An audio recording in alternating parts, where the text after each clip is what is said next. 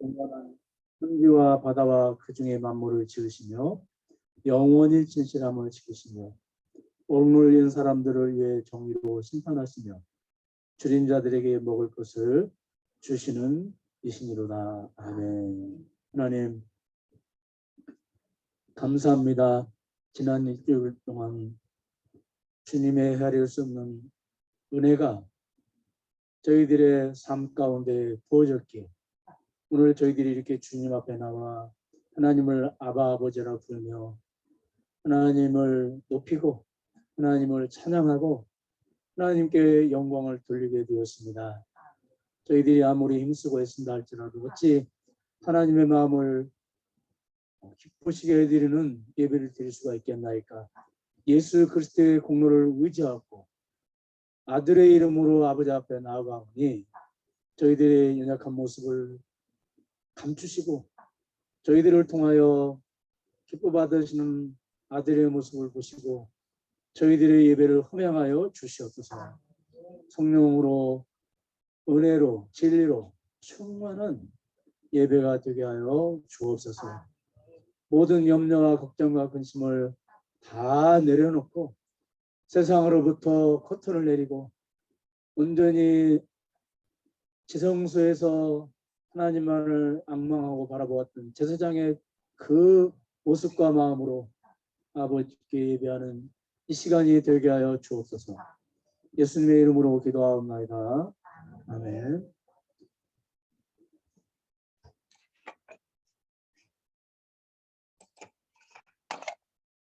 찬송가 1장입니다.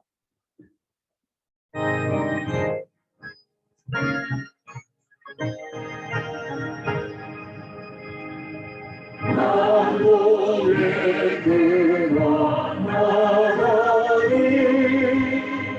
몸의 삶 찬송 드리고 저 전사여 찬송하시 찬송 전부 성자 성령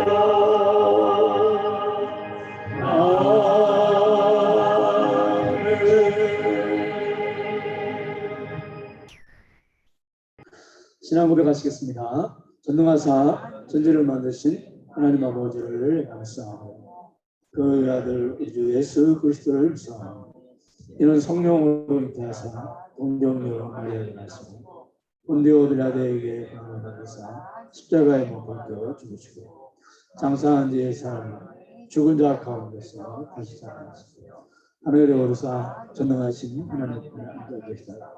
저리로서 생자와 죽은 자를 심판하고 성령을 믿사하며 거룩한 공회와 성도와 서로를 도와주고 죄를 사해 주신 것과 몸이 다시 사는 것과 영원히 사는 것을 믿사옵나이다. 아멘. 교동문 10편 50편입니다. 내 백성아 들을지어다. 내가 말하리라. 이스라엘아 내가 내게 증언하리라. 나는 하나님 곧 내 하나님이로다.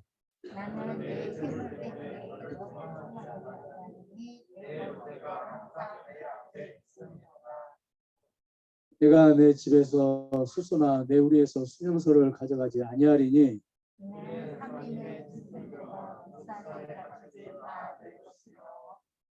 산의 모든 새들도 내가 아는 것이며 들의 짐승도 내 것이니라. 내가 과연 두려도 내게 이르지 아니할 것은 내게와 거기에 충만한 것이 내 것이니라. 내가 수소의 고기를 먹으며 염소의 피를 마시겠느냐. 감사로 하나님께 제사를 드리며 지금의 이에게 내 서원을 받으며 환난 날에 나를 부르라. 내가 너를 건지리니 내가 너를 영화롭게 하리라. 아멘. 찬송가 70장입니다. 70장 부르신 다음에 우리 박진호 수장님 기도해 주시겠습니다.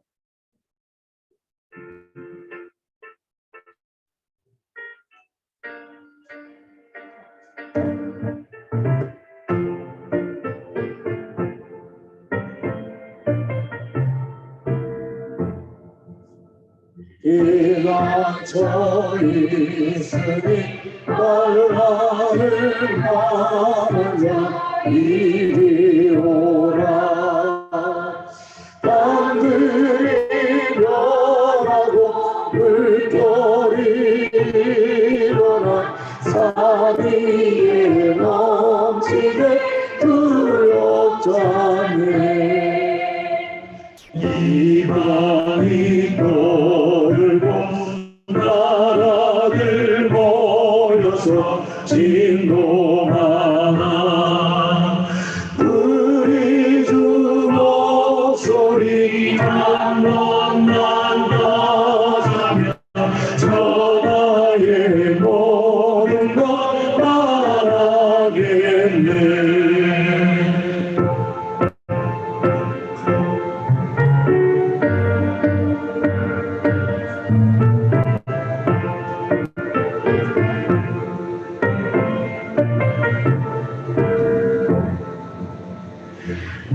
만우주 하나님 우리를 도우니 피난처요. 세상의 난리를 그치게 하시니 세상의 장엄이 쓸데없네. 높으신 하나님 우리를 구하니 할렐루야. 괴로움이 심하고 환란이 극하나 피난처 되시는 주 하나님.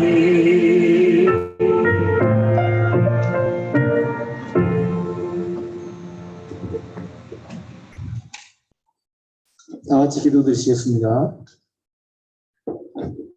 우리를 죄와 사망에서 구원하시려 독생자 예수를 내어주신 하나님 아버지, 하나님 아버지의 선량한 은혜와 사랑을 찬양합니다. 아멘. 오늘도 교회 시원한 그날에 모여 예배를 드리기에 허락하신 하나님 아버지 감사합니다. 아멘. 그저 그런 매일의 일상을 습관처럼 살아온 저희에게 은혜를 베푸사 잘못된 열정이나 열심을 깨닫게 하여 주시고 이 세상에서 하나님 뜻에 부끄럽지 않은 인생을 살도록 인도하여 주옵소서. 아멘. 코로나 질병과 절정으로 고통받는 이들을 긍휼히 여기사 위로하여 주시고 사회경제적으로 위험에 처한 이들에게 삶의 희망을 주옵소서. 아멘. 저희를 이 세상의 욕심에 현혹되지 않게 우리들의 필요한 영역을 밝고 따뜻한 하나님의 사랑으로 회복시켜 주옵소서. 아멘. 이 시간 우리의 예배를 기쁘게 받으시고 하나님의 말씀을 들음으로 믿음이 거듭나게 하옵소서. 아멘. 이 교회를 통하여 하나님의 은혜를 알게 하여 주시고 하나님의 기쁨과 영광을 귀한 곳이 되게 하소서. 아멘. 예수 그리스도의 이름으로 기도드립니다. 아멘. 하나님 말씀은 빌립보서 4장 10절에서 13절 말씀입니다. 내가 주 안에서 크게 기뻐함은 너희가 나를 생각하는 것이 이제 다시 싹이 나느니 너희가 또한 이를 위하여 생각을 하였지만 기회가 없었느니라. 내가 불쾌함으로 말하는 것이 아닙니다. 어떤 형편이든지 나는 자족하기를 배웠더니 나는 비천에 처할 줄도 알고 풍부에 처할 줄도 알아. 모든 일 곧 배부름과 배고픔과 풍부와 궁핍에도 처할 줄 아는 일체의 비결을 배웠노라. 내게 능력 주시는 자 안에서 내가 모든 것을 주시느니라. 아멘. 긍정의 사람 바울이라는 제목으로 우리 이성원 목사님께서 말씀을 전해 주셨습니다.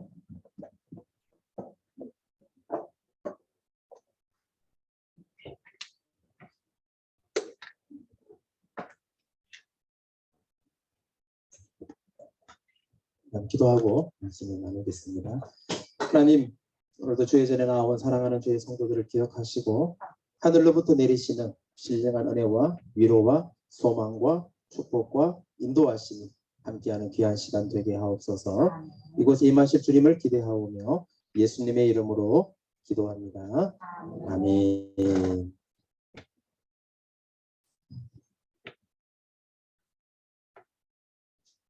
한 가난한 집안에서 태어난 형제가 있었습니다.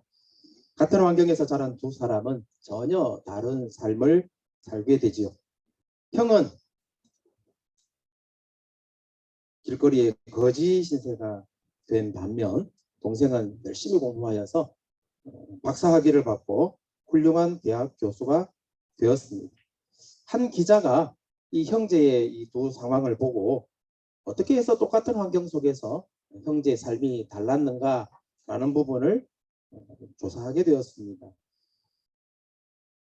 조사하는 가운데 기자는 형제의 집에 있는 특이한 한 액자를 발견하게 됩니다. 이 두 형제가 자란 집에는 자마에 있는 미국이니까 이런 액자의 내용이 있었다고 합니다. 발음이 시원찮지만 같이 한번 읽어보시면 Dream is nowhere. 꿈은 그렇습니다. nowhere가 이렇게 됩니다. 꿈은 어디에도 없다. 어느 곳에도 꿈은 없다라는 그런 표현입니다.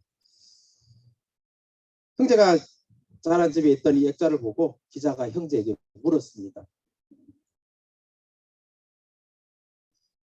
집에 이런 액자가 있는 것을 보았습니까? 라고 했더니 본 기억이 있습니다. 라고 형이 대답을 하더랍니다. 우리 집에 20년 넘게 있던 액자였습니다. 저는 늘 이것을 보며 자랐습니다. 꿈은 어디에도 없다. 형은 이 말에 생각이 고정되어 버린 거죠. 그래서 희망도 없고 소망도 없고 나는 닥치는 대로 그냥 살아갈 것이다. 그렇게 살았던 거죠. 반면에 동생에게도 이 액자를 보여주었습니다. 그랬더니 동생도 내용을 아는 듯 미소를 지으면서 이렇게 대답을 하는 겁니다. 네, 있었죠. 하지만 저는 뛰어서기를 달리하여 보았습니다. 그래서 보았더니 now와 here를 띄어가지고 단어가 뜻이 완전히 바뀌어버리죠. 꿈은 바로 지금 여기에 있습니다. 라는 뜻입니다. 그리고 동생은 늘 생각하며 자랐다고 합니다. 비록 꿈이 없어 보이는 환경, 상황이지만 나는 이 꿈을 가지고 살아갈 것이다. 라고 하는 마음으로 말이죠. 긍정의 힘은 사람의 삶을 바꿀 수 있습니다. 바꾸어집니다. 그렇게 되어 있습니다. 무엇을 생각하느냐, 무엇을 품느냐, 이것이 우리 인생에 결정적인 영향을 끼칠 수가 있다는 이야기죠. 무엇을 생각하느냐, 어떤 것을 생각하느냐. 할 수 있다라고 생각하는 사람은 할 수 있게 되고 할 수 없다라고 생각하는 사람은 할 수 없게 되는 겁니다. 이것이 하나님이 우리를 만드신 우리 인간의 어찌 보면은 하나님이 예정하신 힘이다라고 말할 수가 있는 거죠. 저는 오늘 성경에 아주 긍정적인 인물 중에 한 사람인 바울의 이야기를 잠깐 나누고자 합니다. 바울, 아주 훌륭한 전도자, 위대한 신학자, 교회사에서 지금까지도 많은 성도님들이 훌륭한 신앙인으로 인정하고 존경하는 사람이 바로 이 바울입니다. 바울이 어떤 면에 있어서 그는 오늘 말씀의 제목과 같이 긍정의 사람으로 우리가 평가할 수가 있는가? 바울은 과연 어떤 삶을 살았는가? 이 말씀을 나누면서 함께 생각해보고 우리 또한 바울과 같은 긍정의 사람이 되어서 하나님이 기뻐하시는 위대한 멋진 신앙인으로 우리 남은 생에 최소 50년 이상 아직 남아있잖아요. 그죠? 우리 남은 인생이 하나님 앞에서 귀하고 멋지게 세워질 수 있도록 기도하면서 함께 뜻을 세워나가는 그런 시간이 되시기를 소망합니다. 먼저 첫 번째로 바울은요. 긍정적인 생각을 하는 사람이었습니다. 자, 오늘 본문 10절 말씀을 함께 읽어보죠. 자, 10절 말씀 시작. 내가 주 안에서 크게 기뻐하면 너희가 나를 생각하던 것이 이제 다시 싹이 나미니 너희가 또한 이를 위하여 생각은 하였으나 기회가 없었느니라. 오늘 바울은 감옥에 갇혀 있는 상황입니다. 옥 안에 있는 바울이 내가 주 안에서 크게 기뻐한다라고 표현을 합니다. 오늘 표현뿐만 아니라 빌립보서에는 기뻐하라라는 표현이 여러 번 등장을 합니다. 감옥에 갇히고 매를 맞고 여러 가지 환경과 상황이 아주 불편하고 불리한 형편인데도 바울은 하나님에 대한 생각을 놓치지 않았고 긍정의 마음을 떨어뜨리지 않았습니다. 그는 웬만한 어려움은 어려움으로 보지도 않았습니다. 오늘 예배하는 성도님들의 생활과 환경 가운데 참 말할 수 없는 아픔과 불편함과 힘든 상황들, 물론 조금밖에 없겠지만은 각 가정들마다 없는 가정이 없을 걸로 생각합니다. 잘 되면 잘 되는 대로 걱정이 있고 안 되면 안 되는 대로 염려가 있게 되는 거죠. 사도 바울은 어떤 환경 상황 속에서도 낙심하지 않고 그것을 하나님이 주시는 긍정적인 힘으로 바꾸어서 하나님 영광을 위해 살아가려고 늘 작정했던 사람입니다. 매를 맞아도 감옥에 갇혀도 몸은 불편해도 그 자체를 복음 전하는 기회로 삼았고 낙심하거나 좌절하기보다는 다시 한 번 더 하나님께 기도함으로 힘을 내었던 사람입니다. 오늘 이 말씀의 기초가 되는 사도행전 16장에 보면 나오는 빌립보 지역 전도에서 바울은 매를 맞고 감옥에 갇혔지만은 성경에 보면은 바울은요 찬송하고 기도했다라고 성경에 표현합니다. 여러분 정말 힘든 상황이 생기고 누군가로부터 큰 상처를 받고 야 내가 살아서 뭐하냐 내가 이렇게 해서 뭐하냐 그런 불편한 마음이 들 때 물론 우리 성도님들은 다 기도하고 찬양하시겠죠. 그럼 저 옆 동네 가면 다른 교회 성도들은 그렇게 안 하는 분들이 되게 많더라는 거죠. 일반적으로 사람들은요 그런 환경 상황 속에서는 다시 힘을 내기보다는 먼저 슬퍼하고 염려하기 시작. 사랑하는 우리 아이가 밖에 나가서 학교 가서 시험을 치고 왔는데 엄마 아빠의 기대와는 달리 점수가 막 아주 안 좋은 점수를 받아왔다. 그러면은 그래 아들아 그래 힘내라 다음에는 더 잘해라. 긍정적인 칭찬보다는요 야 너 왜 이거밖에 못 받았어. 나는 이런 점수를 구경해 본 적도 없다. 제가 가끔씩 하는 레파토리 중에 하나입니다. 야 어떻게 이런 점수를 받아오냐.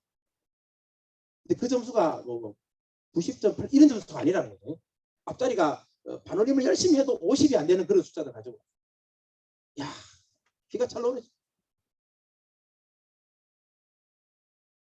예를 들면 그런 상황 속에서 우리가 긍정적인 모습으로 그래도 마음의 용기를 얻고 아들아 다음엔 잘해봐라 힘을 내라. 물론 대부분의 부모님은 그렇게 하시지만은 그렇지 않은 부모들도 얼마든지 있다는 거죠.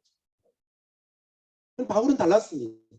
아무리 힘든 환경 힘든 상황이 그의 앞에 있다 할지라도 바울은요 괜찮아 나는 기뻐할 거야. 하나님이 나에게 또 다른 기회를 주실 거야. 비록 내가 감옥에 갇혀 있지만은 이 감옥에 갇힌 것이 또 다른 하나님이 일을 할 수 있는 계기가 될 거야. 바울은 늘 그렇게 생각을 했다는 것이죠. 오늘 본문에도 마찬가지입니다. 내가 주 안에서 크게 기뻐함은 나를 생각하던 것이 이제는 다시 사기남이니. 자, 이 말의 내용은 어떻게 연결되느냐 하면은 바울이 감옥에 갇혔을 때 주변에 있던 많은 교회들이 바울을 지원해 주었습니다. 특히 빌립보 교회 성도들도 적극적으로 바울을 지원해 주었습니다. 바울이 개척한 교회, 바울이 또 성도들을 다 모으고 또 전도해서 양육한 그런 교회이기 때문에 바울이 열심히 도와주었습니다. 그런데 바울이 감옥에 갇혀 있는 동안에 무슨 일인지는 몰라도 바울에게 조금 섭섭한 일이 있었던 것 같아요. 빌립보 교회 성도들이 열심히 바울을 도와주었는데 어쨌든 간에 바울이 조금 바울을 지원하는 일을 소홀히 했는지 성경 전후에 정확한 이야기는 없지만은 바울이 조금 섭섭한 일이 있었던 것 같이 보여요. 그렇다고 하더라고요. 그런 빌립보 교회가 다시 우리가 바울을 돕는 일에 더 열심을 다하자 하고 열심히 바울을 도와주었대요. 그때 바울이 말한 이야기가 오늘 본문의 이야기입니다. 너희가 나를 생각하던 것이 이전에는 참 좋았었는데 최근에 조금 약한 것 같아. 그러다가 이제 다시 싹이나미니 너희들이 다시 또 나를 적극적으로 돕는 걸 보니까 바울이 기분이 좋다는 거죠. 그때 바울은 어떤 생각을 했느냐. 빌립보 교회가 바울에게 조금 소홀했을 때 바울의 생각은 뭐였냐면은 야 비록 너희들이 소홀하지만 나는 이것 때문에 속상하지 않다는 거야. 이건 내 섭섭하지 않다는 거죠. 그러면 생각하기를 너희들이 나를 돕고 나를 지원하는 일을 위해서 열심히 하려고 했는데 아마 기회가 없었을 거다. 나를 도와주려고 그랬는데 뭐 상황이 조금 맞지 않은 것 같아. 그런 너그러운 마음으로 바울이 이해를 하고 있더라는 거죠. 가끔씩 나를 사랑해주고 나를 돌봐주던 어떤 분이 가끔씩 나를 막 멀리하는 듯한 경향을 보일 때 왜 당신이 나를 멀리합니까? 왜 나를 싫어하십니까? 우리가 그런 표현을 가끔씩 하게 됩니다. 그래서 좀 더 넓은 마음으로 생각을 하자는 거죠. 아, 뭐 상황이 있겠지. 무슨 어떤 일이 있겠지. 긍정적인 생각을 가질 때에 그분의 상황이 이해가 되는 거예요. 왜 당신은 나를 사랑하지 않습니까? 왜 당신은 나를 도와주지 않습니까? 왜 당신은 나에게 이렇게 말해주지 않습니까? 상황이 어떤 상황이 있을 수가 있다는 거죠.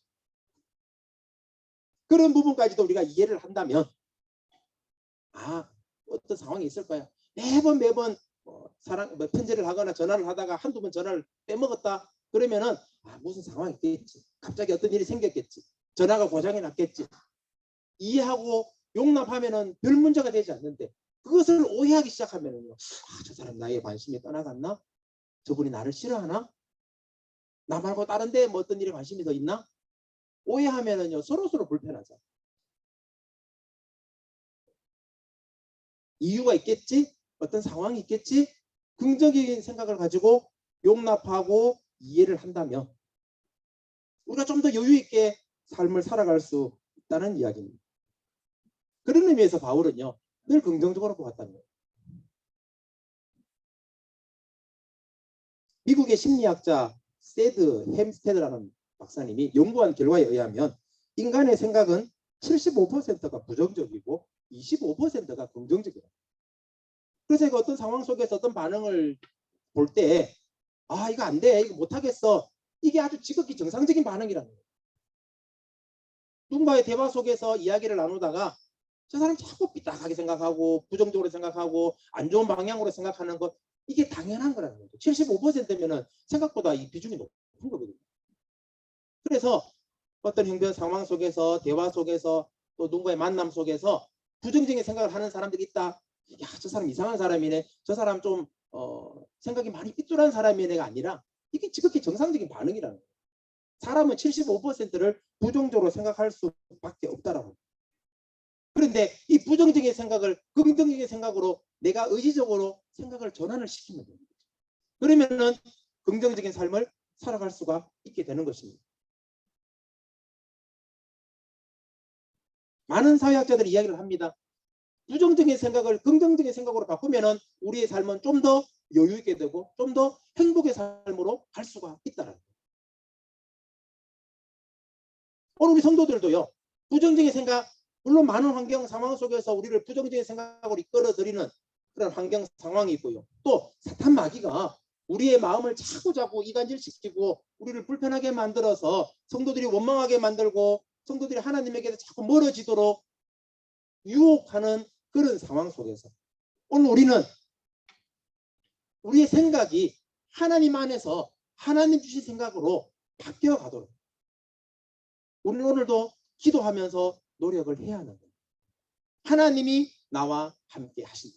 하나님이 함께 하시면 됩니다. 라는 생각을 우리 모두는 가져야 되는 것이죠. 그것이 우리의 마음속에서 작용할 때에 우리는 긍정적인 생각을 할 수가 있고 긍정적인 삶을 살아갈 수가 있게 되는 것입니다.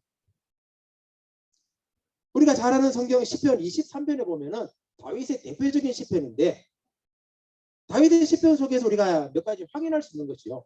다윗은 늘 긍정적이고 늘 완벽한 늘 평안한 그런 삶을 살았던 사람이 아니었습니다. 그의 인생은 많은 굴곡이 있었죠. 힘든 상황이 얼마든지 있었죠. 그런데 다윗은 어떻게 고백합니까? 자, 시편 23편 1절 2절 말씀 우리 같이 보겠습니다. 시작. 여호와는 나의 목자시니 내게 부족함이 없으리로다. 그가 나를 푸른 풀밭에 누이시며 쉴 만한 물가로 인도하시는도다. 하나님이 나와 늘 함께 하신다. 그런데 이 시편을 기록할 당시에 다윗의 상황이요. 행복하고 평안하고 좋은 일 꽃길이 쫙 열려진 그런 상황이 결코 아니었다는 겁니다. 그럼에도 불구하고 여호와는 나의 목자시니 내 상황 지금 힘들어도 내 형편 지금 어려워도 원수가 나를 잡으려고 눈을 시퍼렇게 뜨고 쫓아온다 할지라도 나는 하나님 사랑, 하나님의 그 은혜로 말미암아 부족함이 없는 삶이라는 거예요. 하나님 나를 풀밭으로 인도하시는, 실제로는 인도가 안 되는 거예요. 친절은 되게 불편한 상황이에요. 그런데 하나님이 나를 인도하십니다라고 다윗은 고백을 하고 있습니다. 뿐만 아니라 4절 말씀을 보시면 읽을게요. 내가 사망의 음침한 골짜기로 다닐지라도 해를 두려워하지 않을 것은 주께서 나와 함께 하십니다. 주의 지팡이와 막대기가 나를 안위하시나이다. 사망의 음침한 골짜기라고 하는 아주 불편하고 격하고 힘든 상황. 그러나 다윗은 전혀 염려하지 않습니다. 왜요? 주님의 지팡이와 주님의 막대기가 나를 지켜주실 거라는 거예요. 주님은 나의 목자가 되셔서 나와 함께 하신다는 생각을 다윗이 하게 되니까요. 지금의 시련, 어려움 전혀 문제가 되지 않는 겁니다. 내가 지금 비록 바닥에 있으니까 이제는 더 이상 떨어질 데가 없고 이제는 올라갈 일만 남았구나. 생각이 긍정적으로 전환이 되는 거예요. 그래서 그는 5절에 이렇게 고백합니다.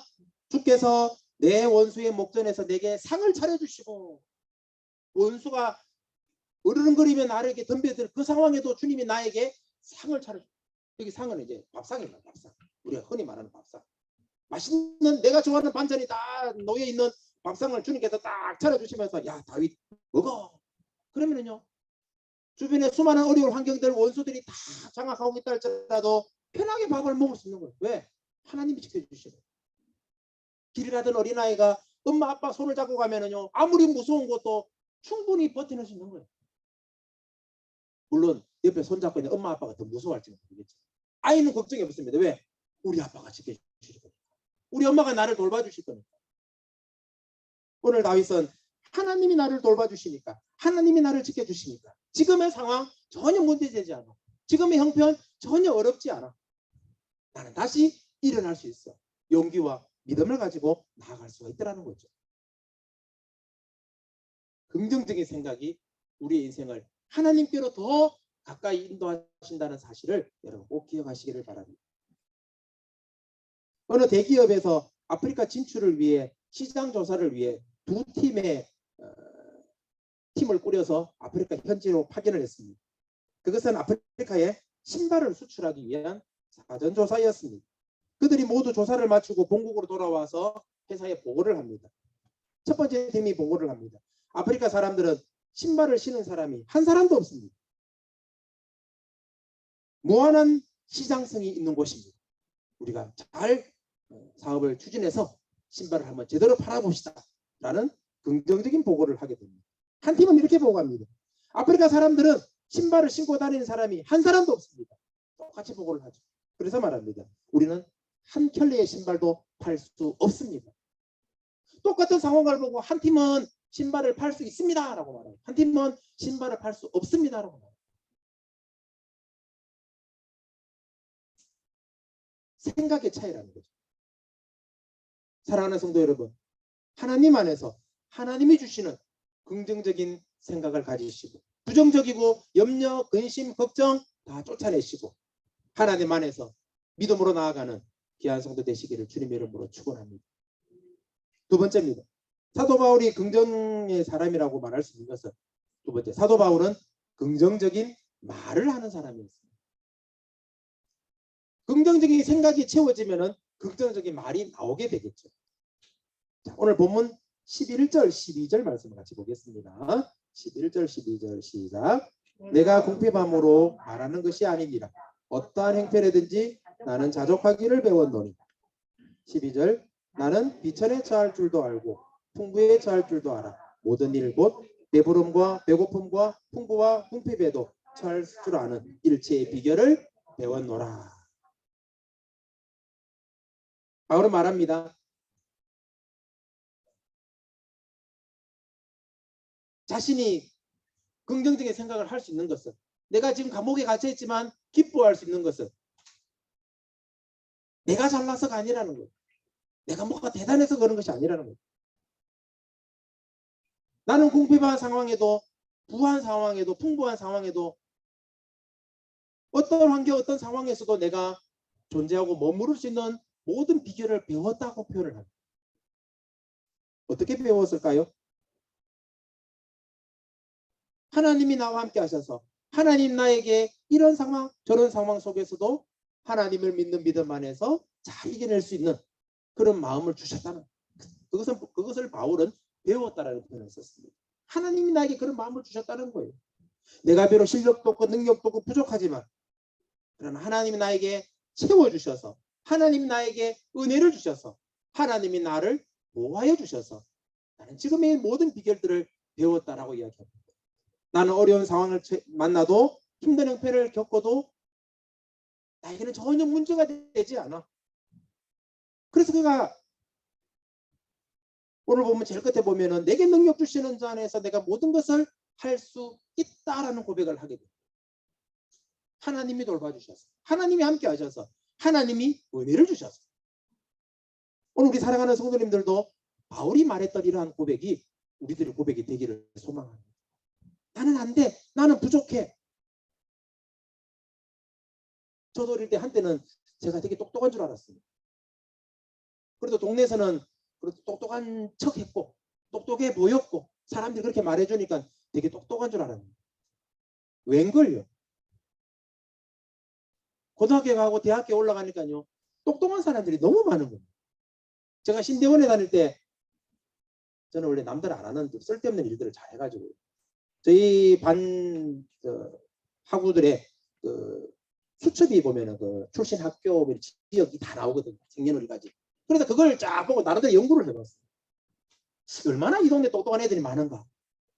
저희 반에 서울대를 졸업한 사람이 12명이죠. 외국에서 박사학위 받아온 사람이 10명이 넘어요.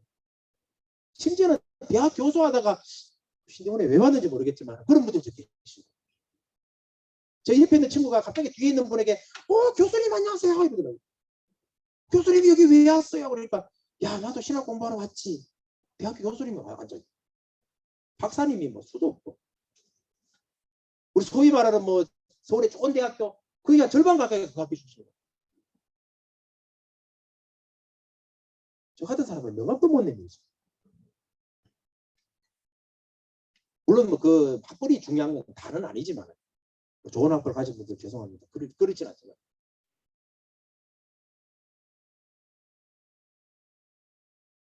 학벌, 형편, 상황 그게 중요한 것이 아닙니다.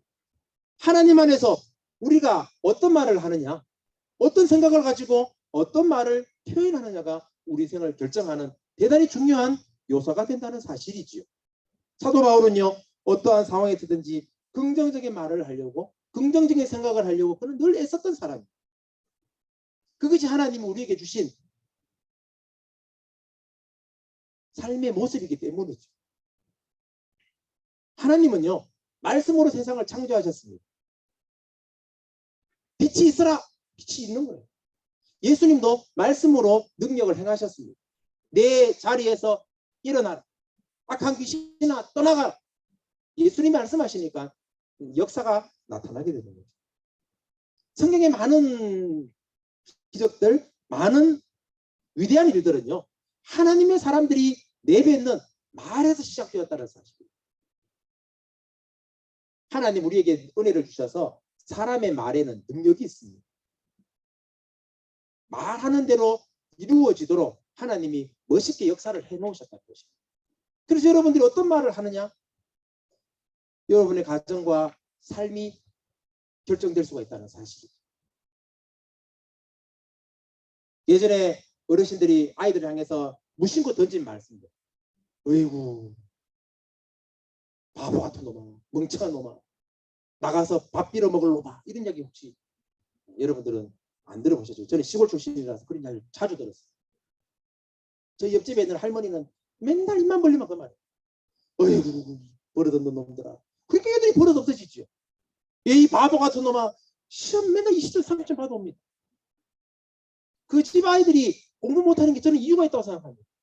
그 할머니가 가끔씩이라도 공부 잘할 놈아 찍어도 다 맞출 놈아 이랬으면 애가 공부를 잘했을 텐데 말씀만 하시면은 여기 망할 놈아 바보 같은 놈아 등신아 이러니까 애가 바보가 되는 거예요.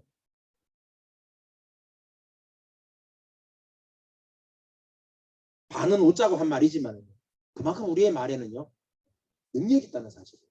하나님은 우리에게 하나님이 기뻐하시는 착하고 좋은 말을 사용하기를 원하십니다. 그것은요, 긍정의 말입니다. 할 수 있다, 해보자, 하면 된다. 그것이 우리에게 주신 말씀이라는 거예요. 혹시나 부정적인 환경 상황 속에서 안 좋은 말들이 목 근처까지 올라온다 할지라도 우리 입술에서 나타나는 말은요, 격려하고 위로하고 칭찬하고 축복하는 말을 내뱉을 때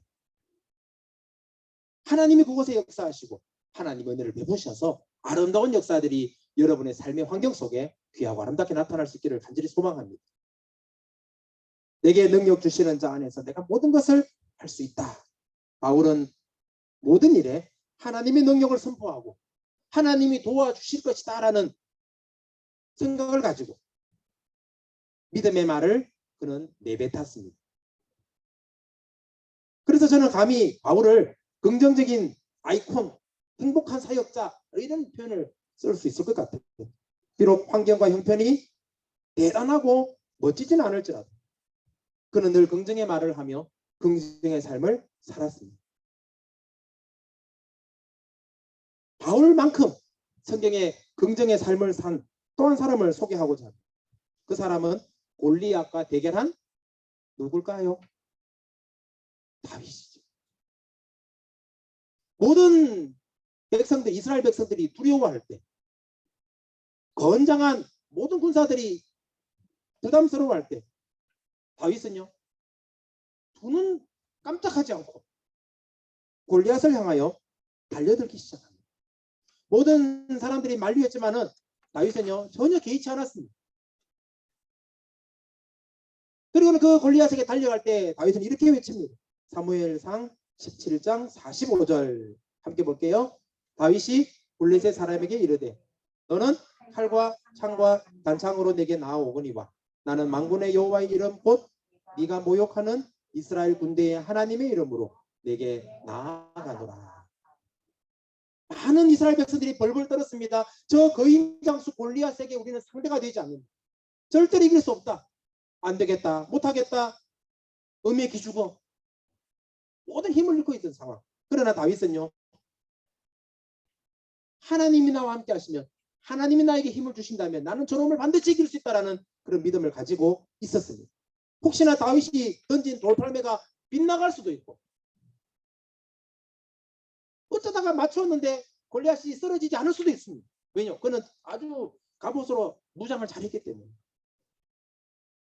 그렇지만 하나님을 모욕하는 블레셋 골리앗을 다윗은 그냥 두고 볼 수가 없었습니다.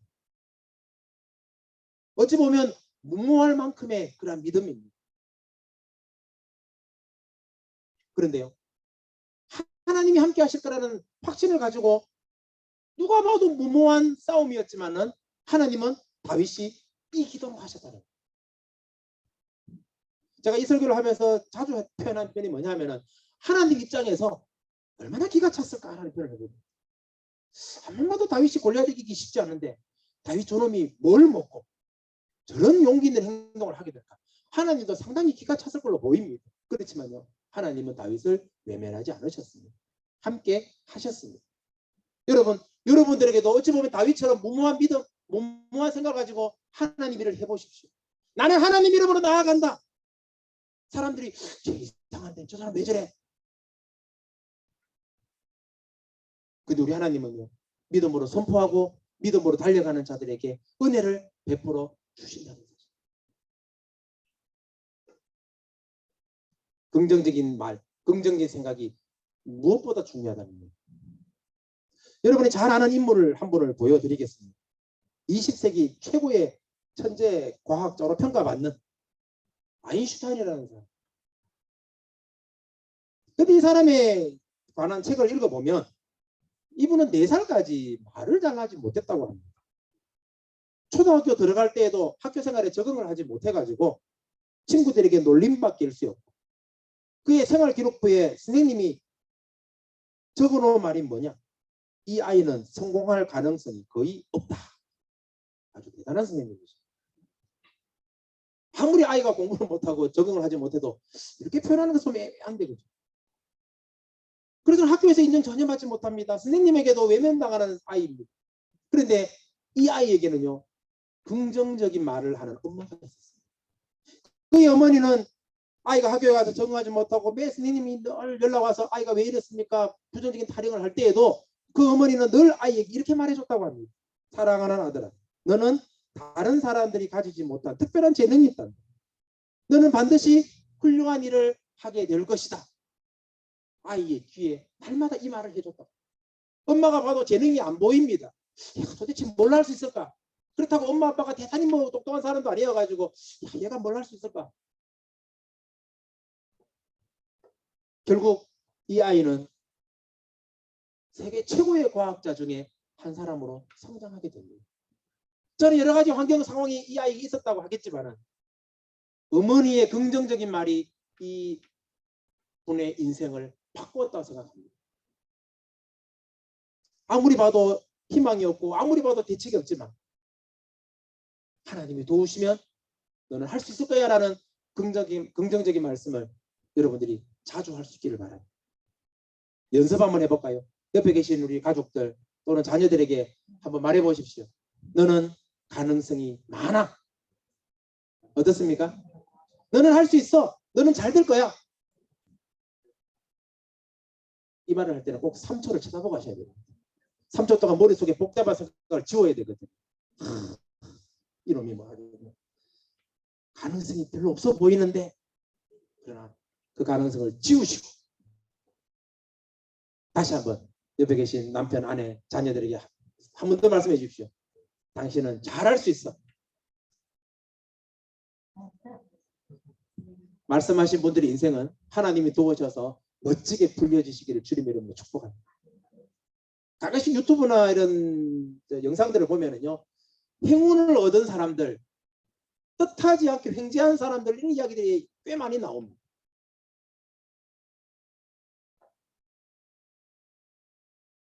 꼭 그렇게 되라는 이야기가 아니고 긍정적인 생각을 품고 나가니까요, 되는 역사들이 꽤 많이 일어나요. 예전 어떤 김밥 장수하는 할머니가 평소에는 한 2만 원, 3만 원 정도 하루에 돈을 벌었대요. 그런데 어느 날 장사를 했는데 하루 종일 했는데 3,500원을 벌었다. 할머니가 기가 막혀가지고 야, 세상에 어떻게 이런 일이 있냐. 아무리 장사가 안 돼도 어떻게 이렇게 안 되냐. 그런데 할머니 마음속에는 아이고 이왕에 장사 망친 거 이거 그냥 한번 버리는 셈 치고 바로 옆에 있던 복권집에 가서 그 당시 500원짜리 복권 4개를 샀대요. 또 복권을 하던데. 그 뉴스에 나오는 이야기. 그래서 그 복권을 딱 샀는데 예전에는 당첨번호, 앞뒤 번호 이런 게 있다 그러더라고요. 할머니가요. 20년도 더 되는 이야기인데 그 당시에 3억 5천만 원짜리 복권입니다. 나가셔서 복권 타자는 이야기는 아니고요. 장사가 안 돼가지고 망했다 하는 그때에 또 다른 길이 열릴 수가 있다는 거예요. 신앙적인 이야기 아니니까 배제를 시키고. 오늘 우리 믿음의 사람들은요, 하나님이 우리와 함께 한다는 사실을 절대로 놓쳐서는 안 됩니다. 하나님이 나와 함께 하시면은 내가 내뱉는 말이, 내가 선포하는 말이, 내가 격려하는 말이, 내가 칭찬하는 말이, 내가 축복하는 말이 그대로 이루어질 것이다 라는 믿음의 확신을 가지고 나아가십시오.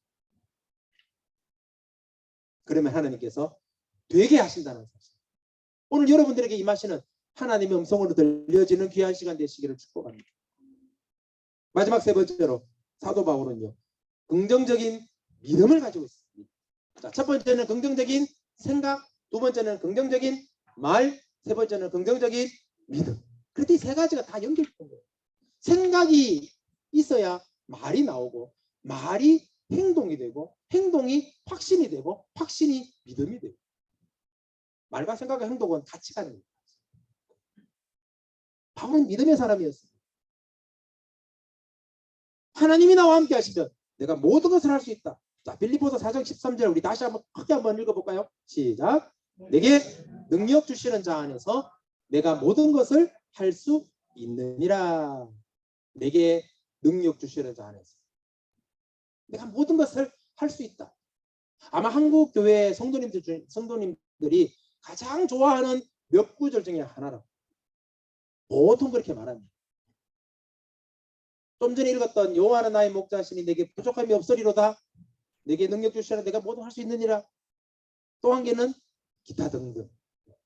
이 두 가지는 되게 좋아하는 구절 중에 하나예요. 왜요? 말씀 주신 힘이 있잖아. 야, 나는 부족하지만, 나는 능력이 없지만 하나님이 나와 함께 하시면은 잘 될 거야. 왠지 용기가 생기지 않습니까? 마음이 힘이 들고 여러 상황 형편 때문에 속상할 때 이 말씀을 묵상하면은 그래, 하나님이 나와 함께 하실 거야. 하나님이 나를 돌봐주실 거야.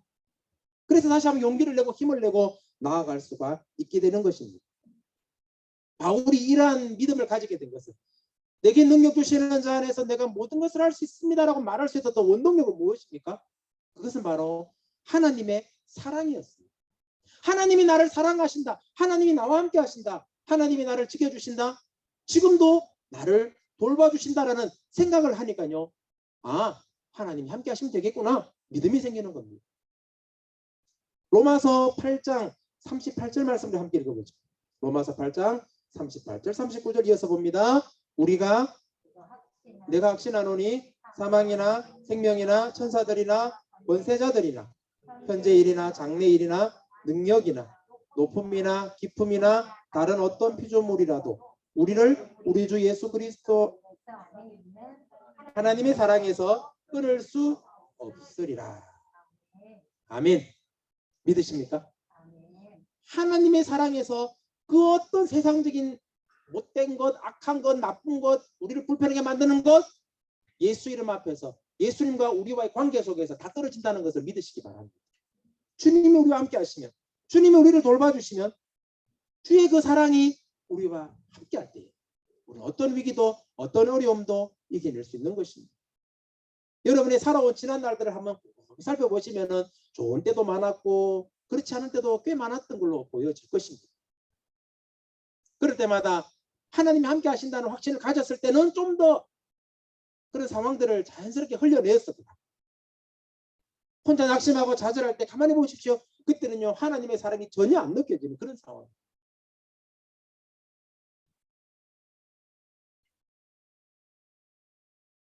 바울은 확신하고 있습니다. 내가 하나님을 향한 사랑, 하나님이 나를 향한 사랑, 내가 주님을 사랑하는 그 마음, 그 안에 바로 긍정적인 능력이 있고 그곳에 믿음이 있고 그곳에 하나님의 역사가 있더라는 사실. 히브리서 11장 6절에 보시면은 믿음이 없이는 하나님을 기쁘시게 못한다라고 말씀합니다. 믿음이 있을 때 하나님을 기쁘시게 하고 믿음이 있을 때 하나님의 뜻을 세워갈 수가 있게 되는 것입니다. 믿음이 있을 때 긍정적인 말을 하게 되고 믿음이 있을 때 믿음의 말을 하게 되고 믿음이 있을 때 하나님의 뜻을 이룰 수가 있다는 사실을 여러분 반드시 기억하십시오. 잘 아는 말씀 중에 민수기 13장에 보면은 가나안 12정탐꾼의 이야기가 나옵니다. 12명 중에 10명은 부정적인 보고를 합니다. 성경 구절 다 읽으면 복잡할까 봐 제가 그냥 간략하게 말씀을 드리겠습니다. 그 10명의 정탐꾼이 했던 말은 이것입니다. 가나안 땅에 가보니까요 성이 아주 견고합니다. 물자들이 아주 풍성합니다. 참 살기 좋은 동네입니다. 그런데 그곳에는요 기골이 장대한 아주 거대한 사람들이 살고 있습니다. 숫자도 많습니다. 훈련도 잘 되어 있습니다. 우리가 도저히 이길 수 없는 아주 강력한 족속들입니다. 거기에 비하면 우리는요 메뚜기 떼에 불과합니다. 여러분 들에서 메뚜기 잡아보셨나요? 사람이 손으로 팍팍 때리고 하면은 물론 가끔씩 도망가는 놈도 있지만 대부분 잡힙니다. 힘없고 나약한 존재입니다. 하나님의 백성 이스라엘 사람들이 가나안 땅의 사람들을 보고 했던 말이 우리는 메뚜기입니다. 우리는 절대로 그들을 이길 수 없습니다라고 보고를 합니다. 반면에 그 중에 두 사람 여호수아와 갈렙은요 어떤 보고를 합니까? 똑같은 상황을 이야기합니다. 그곳에는요 견고한 성이 있습니다. 훌륭한 군대가 있습니다. 살기 좋은 아주 풍성한 땅입니다. 그러나 우리에게는 하나님이 있고 저들에게는 하나님이 없습니다. 그래서 하나님 우리와 함께 하시면 우리는 반드시 이깁니다. 저 가나안 사람들은 우리들의 밥입니다. 아까 다윗 이야기하면서 우리 앞에 밥상을 차려주신다 그래요. 여호수아와 갈렙도 비슷한 표현을 합니다. 저 가나안 사람들은 바로 우리의 밥입니다. 그럼 어떻게 하면 됩니까? 여러분 밥은 어떻게 하면 됩니까? 퍼먹으면 되는 겁니다. 물론 숟가락이 없으면 손으로 먹어야 할 때도 있겠지만 밥은요 먹으면 되는 거잖아요. 오늘 여호수아와 갈렙이 이스라엘 백성들 앞에서 가난한 사람들은 비록 강하고 튼튼하지만 하나님 우리와 함께 하시면 저들은 우리의 먹이에 불과합니다. 먹이. 옛날 성경에는 밥이라고 표현되어 있거든요. 먹으면 그만입니다. 진짜 별것 아닙니다. 그런데 이 믿음 없는 이스라엘 백성들은 부정적인 10명의 보고에 그들의 의견을 넣어버립니다. 그 결과 믿음이 있는 사람, 믿음이 없는 사람, 이 두 부류의 사람은 전혀 다른 인생의 결과를 맞이합니다. 하나님이 이스라엘 백성들의 모습을 보시고 그들이 긍정적인 보고를 한 여호수아와 갈렙의 말이 아닌 부정적인 보고를 한 10사람의 정탐꾼의 말을 쫓아갔을 때 하나님이 뭐라고 말씀하셨는지 요거 한번 읽어보자는 거죠. 자, 민수기 14장 28절부터 30절까지 우리 천천히 같이 읽겠습니다. 시작. 그들에게 이르기를 여호와의 말씀에 내 삶을 두고 맹세하노라. 너희 말이 내 귀에 들린 대로 내가 너희에게 행하리니 너희 시체가 이 광야에 엎드러질 것이다. 너희 중에서 20세 곧 나를 원망한 자 전부가 여분네 아들 갈렙과 눈의 아들 여호수아 외에는 내가 맹세하여 너희에게 살게 하리라 한 땅에 결단코 들어가지 못하리라. 하나님이요. 긍정적인 믿음을 가진 사람, 부정적인 믿음 없는 사람, 이 두 부류를요 확실하게 구분을 지어버려요. 실제로 계속된 성경 내용을 보면은 가나안 땅을 악평하고 부정적인 보고를 했던 10명의 정탐꾼은요 성경 표현 그대로 보시면은 하나님의 재앙으로 죽었고 이 보고를 마치자마자 바로 죽어버렸어요. 하나님이 무서운 표현이지만은 다 죽여버렸어요. 그리고 불평하고 원망했던 이스라엘 백성들 그들은 출애굽한 성인 세대가 40년 광야 생활 가운데 다 죽게 만들어버렸어요. 오늘 가나안 정탐꾼은 일반적으로 광야에 들어선 지 2년이 지난 시간입니다. 40년 중에 22년 앞으로 38년 이 기간 동안에 광야 세대가 다 죽음을 맞게 돼요. 뭐 별것 아닌지 할지 모르겠지만요 장정만 60만 명이죠. 그 장정 60만 명이 2명 빼고 다 죽었다는 거예요. 물론 40년이 지나서 나이가 많아서 죽을 수도 있겠지만 하나님의 저주가 임했다는 거예요.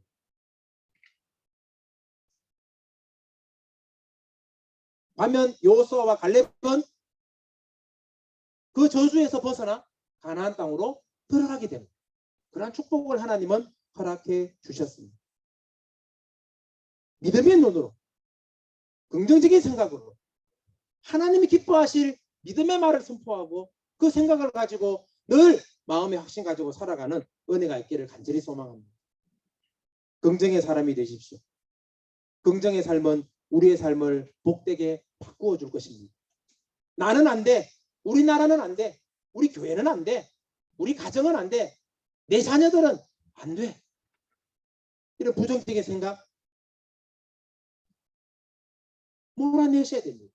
물론 현실적으로 객관적으로 봤을 때 그럴 수밖에 없다라고 생각이 들 수도 있겠지만 그럼에도 불구하고 부정적인 생각은 몰아내셔야 됩니다. 나는 할 수 없지만은 하나님이 함께 하시면 된다는 거예요. 내 자식 지금 비록 어리석고 바보 같고 시험 성적도 맨날 20점 3점 받아오지만 하나님이 함께 하시면은 바뀔 수 있다라는 긍정적인 마음을 가지시고 믿음으로 기도하시고 축복하시고 칭찬하십시오. 하나님은요 되게 하십니다. 에이 하나님이 되게 하겠냐? 되게 한다니까. 더 궁금하신 분들은 개인적으로 최 목사님 찾아오시면 목사님 잘 설명해 주시고 하나님이 하시면 된다는 거예요. 앞으로 그런 이야기들을 많이 나눌 겁니다. 여러분들 충분히 그런 생각들을 해왔을 거고 개인적으로 그런 경험들이 꽤 많이 있을 줄로 생각을 합니다. 부정적으로 생각했더니 진짜 부정적인 삶이 되어지고 긍정적으로 생각했더니 긍정적인 삶을 살게 되는 겁니다. 그것이 하나님 우리에게 주신 은혜입니다. 우리 믿음의 사람들에게는 그런 긍정의 생각들이, 긍정의 믿음이, 긍정의 말이 우리 인생을 더욱더 복되게 한다는 사실. 그래서 집에 가실 때 같이 가시는 분들에게 꼭 격려와 축복의 메시지를 해주십시오. 당신은 잘할 수 있을 거야. 당신은 훌륭한 사람이 될 거야. 너는 잘할 수 있어. 그 격려가, 그 칭찬이 그 아이의 삶을, 그 사람의 삶을 아름답게 변화시킬 수 있다는 사실. 생각이 중요합니다. 말도 중요합니다. 믿음, 행동은 더더욱 중요합니다. 미국의 어느 철도 회사에서 있었던 이야기라고 합니다. 이 회사에서 냉동차가 역에 정차하면은 그 안을 청소하는 일을 했다고 합니다.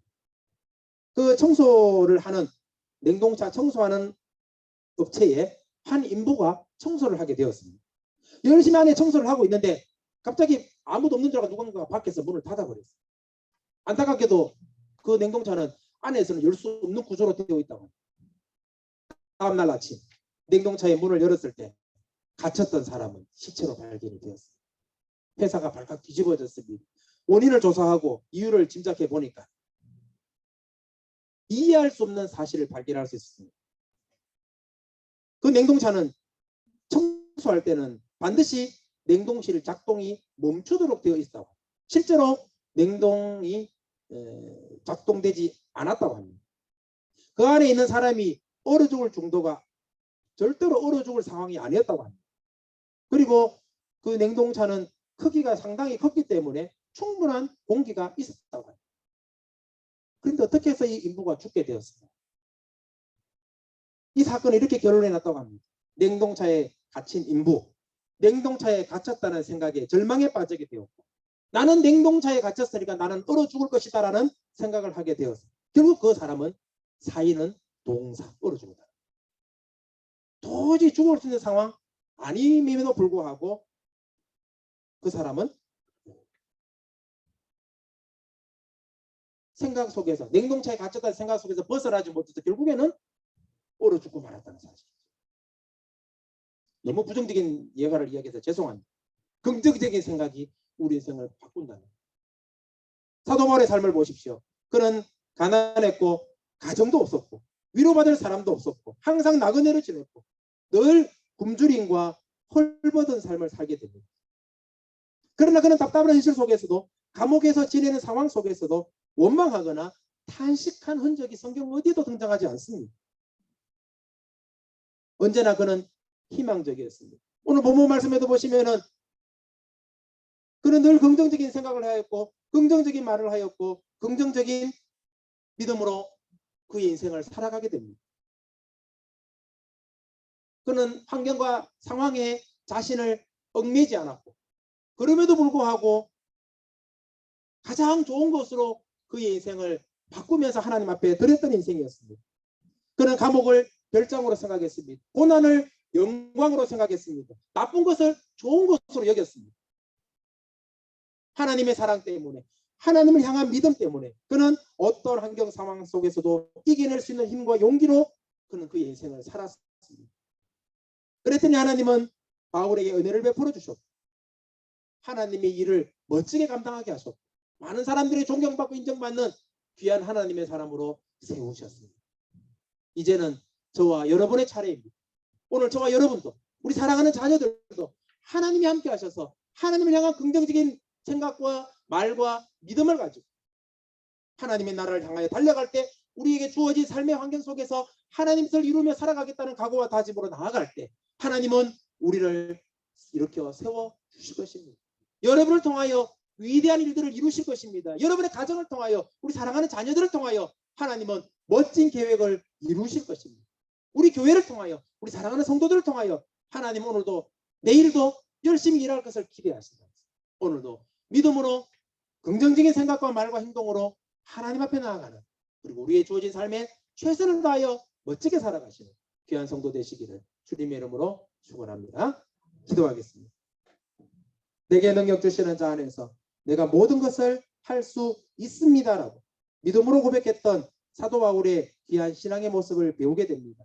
오늘 하나님 앞에 나와 예배하는 세종 사랑의 교회 모든 성도들, 우리 한 사람 한 사람에게 하나님께서 큰 은혜와 복을 더하여 주셔서 하나님이 함께 하시면 됩니다라는 긍정적인 믿음을 허락하여 주시옵소서. 환경을 보고 상황을 보고 좌우를 둘러볼 때에는 여러 가지 불합리하고 아름답지 않고 온전하지 않은 것들이 보인다 할지라도 하나님이 주신 믿음 안에서 긍정적인 생각, 긍정적인 말, 긍정적인 믿음 잘 추스려서 하나님 영광을 위해 힘차게 달려가게 하시고 나에게 주어진 삶의 자리에서 아름다운 역사를 이룰 수 있도록 멋진 하나님의 사람으로 귀하고 존귀하게 살아가는 우리 모든 성도들 되게 하여 주시옵소서. 필요한 지혜를 주시고 필요한 물질을 주시고 필요한 건강을 주시고 필요한 긍정적인 생각을 허락하셔서 오늘도 하나님의 뜻을 이루는 멋진 하나님의 사람 다 되게 하여 주시옵소서. 교회 우리 목사님과 우리 모든 성도님들, 우리 사랑하는 자녀들 한 사람 한 사람 모두 사랑하시고 아끼시고 인도하시고 함께 하시는 주 예수 그리스도의 크신 은혜 위로 소망 역사하시니 오늘도 멋지게 함께 할 수 있기를 간절히 소망합니다. 감사를 드리오며 예수님의 이름으로 기도 올리옵나이다. 아멘.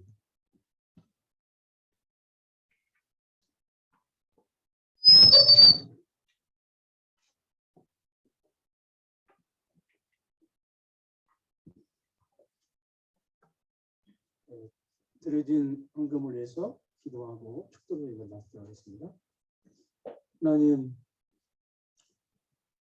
여러 가지로 경제가 참 어렵고 또 저희도 물질적으로 어려운 가운데 하루하루 살아가고 있습니다. 그럴지라도 저희들이 이스라엘 백성들이 광야에서 날마다 만나를 기대하고 소망하면서 또 날마다 하나님이 주시는 양식으로 살았던 것처럼 저희들도 그렇게 살아갈 줄 믿고 저희들의 미래를 그리고 저희들의 인생을 아버지께 다 맡겨드리고 또 그것을 믿고 고백하는 그 손길을 아버지께 드렸사오니 주여 받아 주시옵소서. 단순히 물질 얼마를 드린 것이 아니라 저희들의 삶 전체를 아버지 앞에 이 물질에 담아 드렸사오니 아버지 물질을 받으시고 저희들의 믿음대로 저희들의 신앙 고백대로 저희들의 인생을 친히 아버지께서 인도하시고 모든 것을 협력하여 선을 이루시는 역사를 일으켜 주시옵소서. 우리 성도들 가정 또 자녀들 위에도 하나님 은혜가 넘치게 하시고 다시 코로나가 재유행되고 있습니다. 그럴지라도 저희들을 안전하게 지키시고 보호하시고 인도하여 주시기를 간절히 소원하옵나이다. 특별히 우리 아이들이 어디에 있든지 아버지께서 동행하시고 함께 하시고 지혜와 명철을 더해 주시고 아버지 나라의 장차 귀하게 쓰임받는 데 조금도 부족함이 없는 그런 우리 아이들이 될 수 있도록 아버지 역사하여 주시옵소서. 또한 이제 휴가철을 맞이해서 우리 성도들이 먼 여행길에 주께서 친히 동행하시고 운전대를 친히 잡아주시옵시고 또 안전사고는 하지 않도록 주께서 늘 붙잡아 주시고 은총을 내려주시기를 간절히 원합니다. 마른 떡 한 조각을 먹고 그렇게 우리가 열악한 환경 가운데 산다 할지라도 늘 주님의 은혜를 기억하면서 날마다 기쁨과 그리고 감사함과 그리고 행복함으로 살아가는 그러한 저희 성도들이 될 수 있도록 아버지 역사하여 주시옵소서.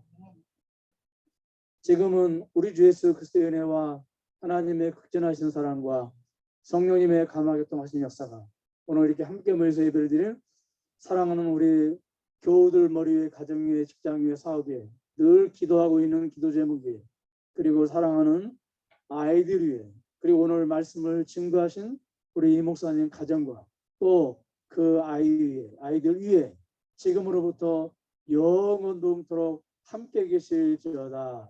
아멘.